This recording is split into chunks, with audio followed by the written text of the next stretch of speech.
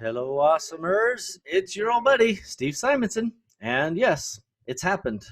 You clicked on the podcast. Guess what? The podcast played. Whether it's video or audio, my smooth, sultry voice is coming at you live. Well, maybe live to you, but it's recorded. You know how I know it's recorded? Because I'm recording it right now. I'm putting it on tape. That's right. We had that discussion earlier about tape. And for those who don't know about the 1970s, things were recorded on tape. Now everything's digital, so you can look that up in the Rolodex. You don't know what a Rolodex is? All right, we're really off to a slippery slope here. So I'm just going to hard cut over to episode number 234, awesomers.com/234. That's what we're doing. That's why we're here. That's what the tape will show. And all you need to do is go to that website to see show notes details, and you'll be glad that you did.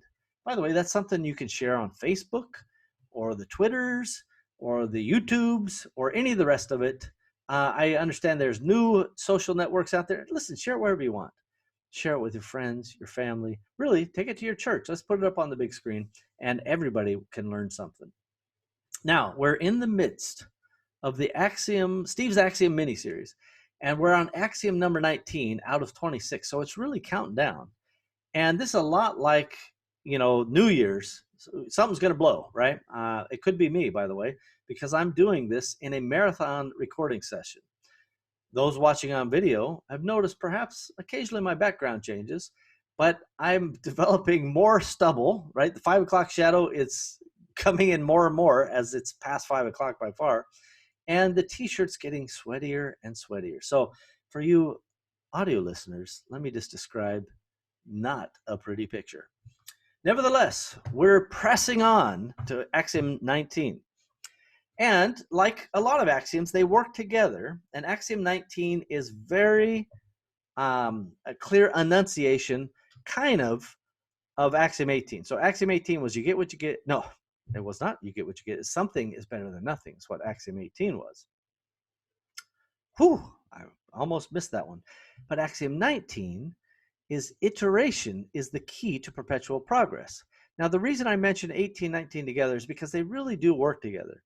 A lot of what I've talked about in 18 is something being better than nothing, is that iterative movement, right?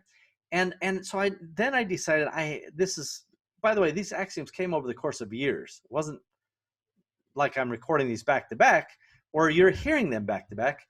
It took years for me to put all these together, and it turns out to actually articulate iteration is the key to perpetual progress. That being Axiom 19, that was a key, right?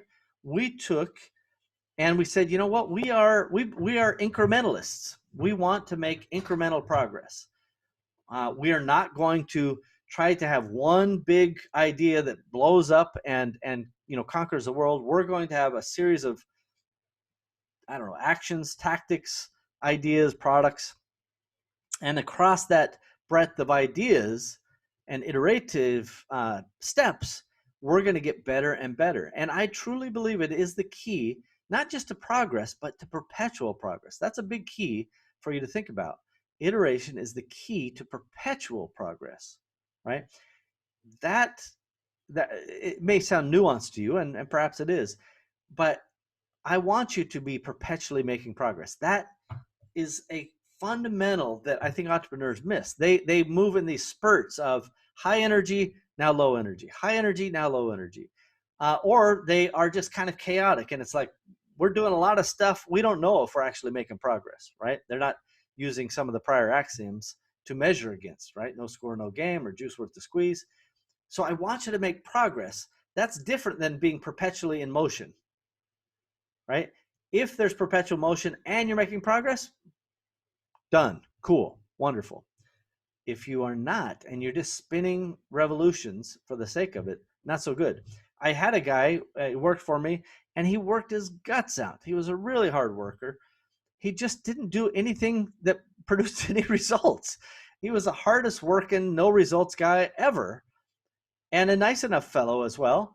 But he's like, well, but I get up early and I stay up late, and I work overnight. I'll do whatever. It's like, that doesn't matter. Your results are not good, and you're not getting the the vision. You're not getting the gist of what you need to do. And ultimately, he was not using iteration to make progress. He was using just kind of motion.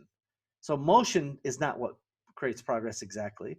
Motion creates, action, or action and um, getting things going is kind of the step to starting. But improving and kind of maintaining the momentum, you have to iterate. You have to keep making incremental decisions. So, what are some examples of that? In finance, we talked about a chart of accounts several axioms ago. If you have a chart of accounts and you don't know how to use it, maybe this month you decide you're going to spend some hours learning how to make a proper chart of accounts. Or what does an e-commerce chart of accounts look like, right? Just do some investigation. Maybe you just need some general overview of how to read a P&L, cash flow statement, balance sheet. That little iteration, it's a key to progress, right? Maybe it's about hiring. Go read the book, It's a Manager, right? It's the Manager is actually the title, where it talks about why people leave companies. Why is there turnover? Why are company cultures negative?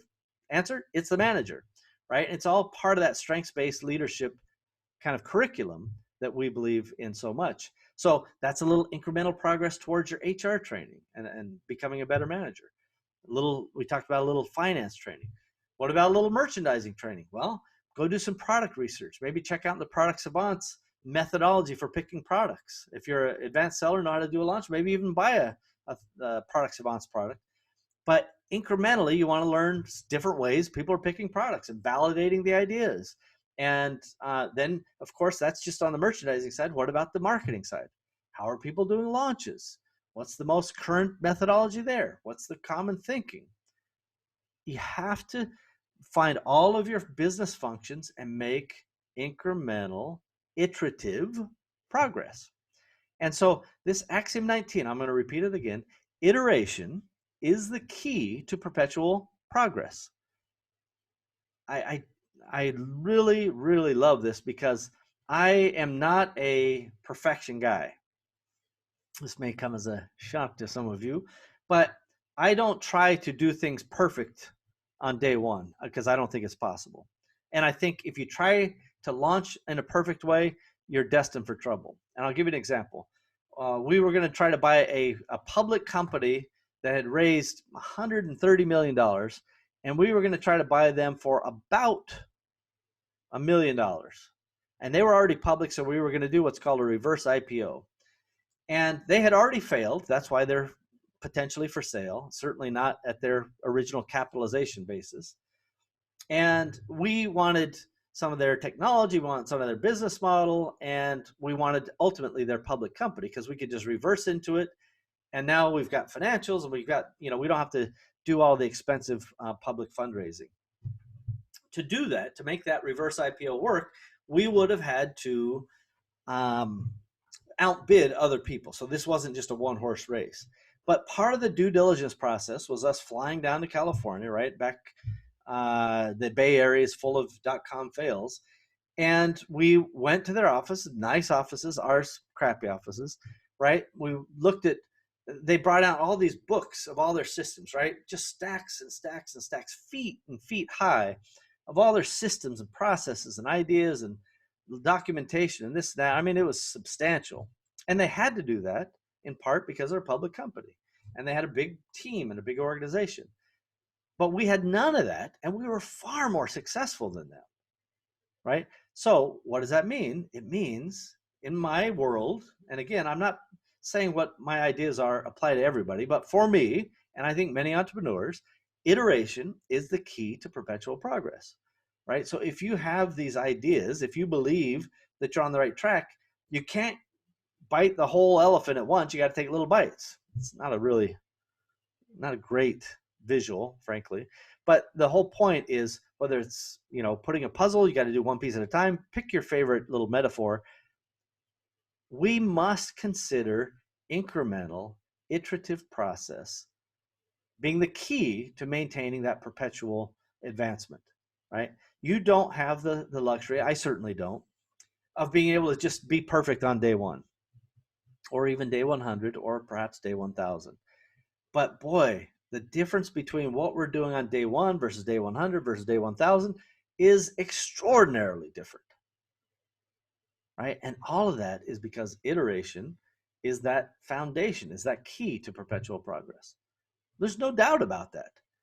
Again, for me, for people like me, for I think in general entrepreneurs, it's not the same if you're launching a securities driven company, that where you have to be licensed with all these different things, or you're engineering a medicine or whatever. You got all these FDA regulations to go through. There's, even though the foundation of iteration is the key to progress, you have to do some things before other things, right? And maybe that goes back to do what needs done when it needs doing, everybody.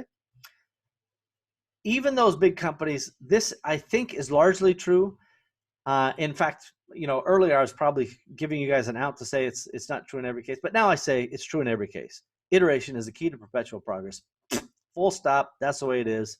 Everybody just take it to the bank. Just believe me. Like, what's your alternative? Who else are you going to believe? Come on, be honest. Who else? Who else is there to believe besides good old buddy Steve? I've got good news. This has been Axiom 19. It's in our mini series, 26 axioms of Steve's crazy thoughts and or gold nuggets. You decide. It's been episode 234. That's awesomers.com/234 to see show notes and details. And I could give you countless examples of iteration being the key to perpetual progress. But I suspect in your guts, it's true. And that maybe you can lower your expectations, or to quote Larry David, curb your enthusiasm just a hair, just to make that incremental progress, or make those iterative moves to maintain that perpetual progress. Mashing it up a little for your benefit, but I think you kind of get it. So again, thanks everybody. Share, subscribe, review, do all those things. I'm not going to give you the whole song and dance today, but I do want to say that I love entrepreneurs. And I thank you personally for watching or listening, whatever you're doing, wherever you're doing it. And for those that have left the review and shared and so forth, heartfelt thank you as well. I do see those reviews. I read every review, and they mean something to me. So thank you again, and we'll see you next time, everybody. Bye-bye.